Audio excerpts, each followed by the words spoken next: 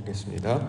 이에 그들이 그의 말씀을 믿고 그를 찬양하는 노래를 불렀도다. 아멘. 시편 106편 6절부터 12절까지 본문입니다. 자기의 이름을 위하여 그들을 구원하셨다. 자기의 이름을 위하여 그들을 구원하셨다라고 하는 말씀의 제목입니다. 시편 106편 우리가 두 번째 단락을 만나는데요. 오늘 본문의 주제는 8절로 잡았습니다. 8절 말씀 보겠습니다. 8절 그러나 여호와께서는 자기의 이름을 위하여 그들을 구원하셨으니 그의 큰 권능을 만인이 알게 하려 하심이로다. 이렇게 증거하고 있습니다. 자, 자기의 이름을 위하여 무엇을 하다. 자기의 이름을 위하여. 우리가 이제 보통 알고 있는 자기 이름을 위해서 무엇을 하다라고 하는 것은 명성, 평판, 자, 이런 것들로 우리가 보통 이해하고 해석하고 있습니다. 실제로 주석서나 해석서를 보더라도 하나님의 명성, 하나님의 위엄, 위대하심과 어미로우심을 나타내는 구절이다. 이렇게 많이 설명하고 있기도 합니다. 자, 근데 이제 한번 생각을 한번 해보죠. 하나님께서 하나님이신데 굳이 자신을 그렇게 세상에 나타내시고 증거하실 필요가 있을까라는 것입니다. 왜냐하면 하나님께서는 이미 하나님이시기 때문에 어떤 사람들에게 증거하거나 그들에게 자신의 이끌었던 것을 나타낼 이유가 없기 때문입니다. 또한 그들은 하나님의 일을 바라보아도 눈이 어둡기 때문에 그의 영광을 바라볼 수가 없고 귀가 막혀있기 때문에 제대로 들을 수조차 없었습니다.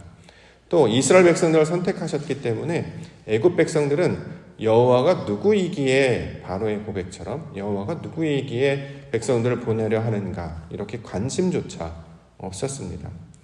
한마디로 관심이 없기 때문에 하나님의 일에 대해서 관심이 없기 때문에 자, 사람들은 그렇게 해도 이해할 수 없다라는 거죠. 자, 이런 어떤 물음이나 질문들을 가지고 보게 되기 때문에 원래 하나님이 의도하셨던 바가 무엇이었는가 이것들을 이제 찾아보게 되는데요. 이 자기의 이름을 위하여 구원하셨다라는 말을 원어가 가진 의미로 해석을 하게 되면 조금 다르게 나타납니다. 자, 이름이라고 하는 말. 자, 성경에서 이름이라고 하는 것은 우리가 생각하는 어떤 호칭의 개념이 아니었죠. 물론 이제 호칭으로 우리에게 나타납니다만 궁극적인 것은 호칭이 아니고 하나님의 어떠하심, 즉 진리를 나타내는 말이었습니다. 자, 진리를 깨닫게 됐을 때, 이름을 알지 못하다가 그걸 알게 되었을 때, 이걸 이제 성경은 이름이라고 불렀다라는 거죠. 우리도 어떤 존재에 대해서, 어떤 상황에 대해서 그걸 뭔지 잘 몰랐어요. 그런데 그의 성질이 무엇인지, 그의 일하는 어떤 역할이 무엇인지 알게 되면 비로소 우리는 그걸 이름이라고 이제 부른다라는 거죠. 다시 말해서 그 이름이라고 하는 것이 가지고 있는 속뜻은 결국 하나님이 가지고 계신 어떤 의도, 어떤 성질을 깨닫는 것, 다시 말해 진리를 가리키는 말이었습니다. 그래서 이것을 이름을 위하여 구원하셨다라는 말을 그 원어가 가진 의미로 해석을 하게 되면 하나님께서 우리에게 나타내고자 하는 어떤 진리, 자, 이것들을 말씀으로 가르치셔서 구원이 되게 하신다라는 구절로 이 구절을 이제 이해하고 해석할 수 있습니다. 이건 이제 신약에서는 영과 진리로 예배하다라는 말로 받고 있죠. 자, 자기 이름을 위하여 구원하셨습니다. 그렇죠? 하나님께서 자기 어떤 평판, 명성을 위해서 뭔가를 베푸셨구나 이런 것이라기보다 하나님께서는 자신을 나타내고 가르치시기 위하여 그 방식을 어떻게 사용하셨냐면 말씀으로 우리에게 나타나시고 가르치셔서 구원에 이르게 하셨다라는 말씀으로 이것을 해석할 수 있다라는 거죠. 또한 그 다음 구절에 나오는 구절들도 그 내용을 그대로 받아서 설명하고 있기 때문에 그 본문을 지지하는, 지금의 해석을 지지하는 내용으로 받을 수 있습니다. 그 다음에 나오는 구절이 그의 큰 권능을 만인이 알게 하려 하심이다. 큰 권능. 여기서 말하는 권능은 능력, 어떤 힘, 이런 것들로 이제 보통 해석을 합니다만, 성경에서 말하는 그 능력이나 어떤 하나님이 나타나신 힘은 말씀으로 우리에게 자신을 나타내시는 하나님의 그 사역을 가리키고 있는 말이지요. 결국 앞에 있는 이름이라고 하는 것을 그대로 받고 있는 내용이 큰 권능이라는 뜻이고, 구원하셨다라는 말. 자, 어떻게 구원하셨느냐? 그 다음에 나오는 구절, 알게 하셨다. 자, 이것이 이제 구원의 내용이지요. 영생은 유일하신 참 하나님과 그가 보내신 자 예수 그리스도를 아는 것이다 라고 요한복음 17장에서 말씀하고 있기 때문에 결국 하나님께서 하시는 일이라고 하는 것은 당신의 뜻이, 당신의 어떠함이 우리에게 나타나게 하시도록 가르치시고 인도하셔서 마침내 이것이 바로 하나님의 뜻이구나 라는 것을 알게 하시는 것을 가리키고 있는 말입니다. 그래서 이것을 요한복음에서는 하나님을 찾는 자 그는 영과 진리로 예배하게 하신다라는 말과 서로 똑같은 말이 된다라는 거지요.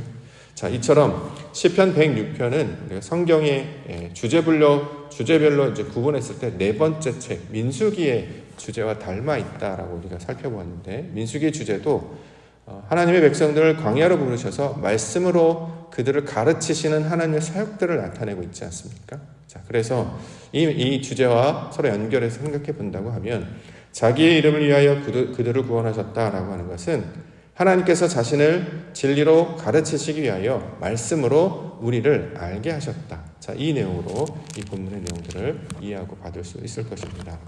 우리가 날마다 신앙하고 예배하잖아요. 예배하고 신앙하는 이유는 결국 하나님을 알게 하시기 위하여 신앙하고 예배합니다. 교회도 세우시고 공동체도 만드시고 예배라는 것으로도 우리에게 찾아오신다라는 거죠. 이 모든 것들이 하나님을 깨닫게 하고 알게 하는 하나의 방편이 있을 텐데, 특별히 우리의 본문 말씀, 원래 하나님의 의도는 아버지의 뜻과 아버지의 어떠하심을 말씀으로 가르치셔서 우리가 그러한 성질로 변화되어 알게 되기를 원하시는 하나님의 뜻이 그 말씀 가운데 담겨져 있습니다. 그러므로 우리가 날마다 그의 나라와 의를 구한다라고 하는 것은 결국 하나님의 뜻이 어떠한 것인지, 아버지께서 원하시는 것은 무엇인지를 우리가 찾는 그 과정들과 훈련들을 말하고 있는데요. 우리에게 말씀으로 가르쳐 주실 때에 하나님의 그 온전하신 뜻과 그 진리를 깨닫는 은혜가 있기를 간절히 소망합니다. 오늘도 말씀으로 주실 때마다 영과 진리로 예배하다가 이제 바로 그 뜻이잖아요. 하나님의 뜻을 깨달아 아는 자가 되어야 된다는 거죠. 자, 말씀으로 나타나신 하나님의 그 방법들을 성령으로, 말씀으로, 진리로 깨닫는 은혜가 있음으로 말미암아 구원에 이르게 하시는 하나님을 경험하시는 우리 믿음의 성도와 교회가 되기를 소망합니다. 자, 하나님께서 우리에게 주시는 말씀으로 자신을 나타내는 방식이 첫 번째는 악이 무엇인가를 깨닫게 하신다는 거죠. 6절과 7절.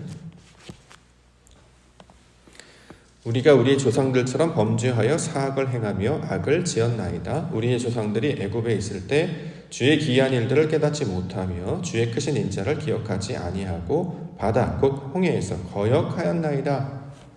자, 이 이제 역사를 통해서 설명을 하고 있는데, 여기서 나타난 특징이 뭐냐? 범죄하였다, 악을 행하였다, 악을 지었다, 그다음에 하나님이 하신 일을 깨닫지 못했다, 홍해에서 거역했다. 자, 육신의 상태에 있는 상태를 나타내는 말들로 지금 가장 먼저 설명하고 있지 않습니까? 하나님께서 우리에게 말씀을 가르쳐 주세요. 그 말씀을 가르쳐 주시는 근극적인 목적은 가장 먼저 내가 잘 모르고 있었구나를 알게 하시는 것으로부터 출발하지 않겠습니까? 알고 있었다를 확인하는 게 아니라 내가 가지고 있던 지식, 내가 가지고 있던 경험이 아니었구나를 가장 먼저 알게 하신다는 거죠. 빛이 있으라라고 했을 때 내가 어둠인 것을 발견하게 되는 것입니다. 내가 알고 있다고 생각했는데 진리를 만나고 나니까 내가 아는 것이 제대로 아는 것이 아니었다라는 것을 알게 되는 거죠. 다시 말해 내가 악이었다는 것, 내가 깨닫지 못하고 있었다라는 것을 알게 하시는 것입니다. 이게 하나님께서 말씀을 가르쳐 주시는 목적이요, 우리에게 방법이 되고 있지 않습니까? 우리의 지식이 온전하지 못했구나라는 것을 알게 주셨다라는 거죠. 그래서 성경에서 이 범죄하다, 악을 행하다, 깨닫지 못하다가 이제 같은 의미인데, 하나님을 알지 못하는 상태, 내 안에 말씀이 없는 상태, 지식은 있었으나 하나님의 뜻을 알지 못하는 그 영이 없는 상태임을 알게 되는 것. 자, 이게 신앙을 하는 자들에게 가장 먼저 나타난 반응이요, 하나님께서 가르쳐주는 목적이 되는 것입니다. 그러므로 하나님을 우리가 만난다라고 할 때, 신앙한다라고 할 때 우리 안에서 가장 어떤 일들이 나타나야 되냐면, 내가 연약한 자이구나, 내가 선줄로 알았는데 넘어진 자이구나, 내가 가진 자인 줄 알았는데 내 안에 그것이 있지 못하구나 라는 것을 가장 먼저 깨달을 수 있어야 한다라는 거죠. 실제로 예수님께서 이 땅 가운데 찾아오셔서 산상수훈으로 말씀을 온전하게 가르쳐 주실 때에 그들의 반응은 놀라다였습니다. 에크플레소라는 단어 사용하는데 충돌하다라는 거죠. 본인들이 가지고 있던 지식, 본인들이 가지고 있던 신앙과 예수님께서 우리에게 보여주셨던 신앙이 정면으로 부딪혔어요. 그래서 그들은 놀랐다라는 표현을 쓰는 것이죠. 왜 놀랐냐면 내가 원래 가지고 있던 생각과 달랐다라는 거예요. 말씀을 내가 그렇게 이해하고 있었는데 율법이라고 하는 것은, 하나님이 준 말씀이라고 하는 것은 이렇게 하는 것이 맞다라고 생각하고 있었는데 예수님은 그게 아니다라고 얘기를 하셨기 때문에 충돌할 수밖에 없게 된다는 거죠. 자, 가장 먼저 이런 일들이 말씀을 만나는 자, 진리를 경험하는 자, 다시 말해 하나님을 만나는 자들에게 나타나는 특징이 된다라는 것입니다. 하나님을 만났다. 그 증거를 뭘로 삼을 수 있습니까? 아, 내가 범죄한 자이구나. 내가 연약한 자이구나. 난 아무것도 아니구나. 이 고백이 우리 안에서 터져나올 수 있어야 된다는 거죠. 그게 하나님 만난 사람의 진짜 특징 아니겠습니까?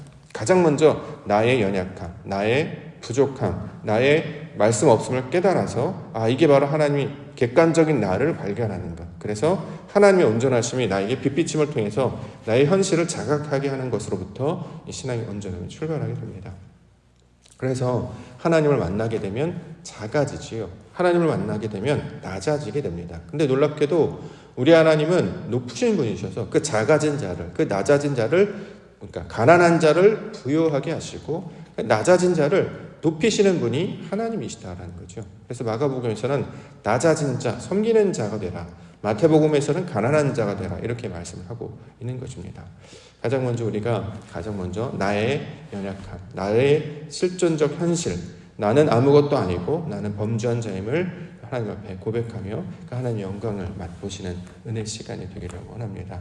이건 이제 주일날 주신 말씀을 해석을 하면 이제 내가 이방인이었던 것을 깨닫는 것을 가리키는 말과 똑같다라는 거죠. 아, 내가 이방인이었구나. 난 유대인이라고 스스로 생각하고 있었는데, 이스라엘이라고 스스로 생각하고 있었는데 말씀을 만나고 나니까 하나님 앞에서 나는 이방인일 수밖에 없구나. 자, 그런데 그 이방인인 자를, 그 백성 아닌 자를 백성으로 만드시고 유대인이 되게 하시고 결국 이스라엘로 만드시는 분이 하나님이시구나. 이것을 경험하는 것이 바로 구원의 내용이기 때문에 자, 이것들을 깨닫고 우리가 말씀을 붙잡는 기도의 시간 되기를 소망합니다.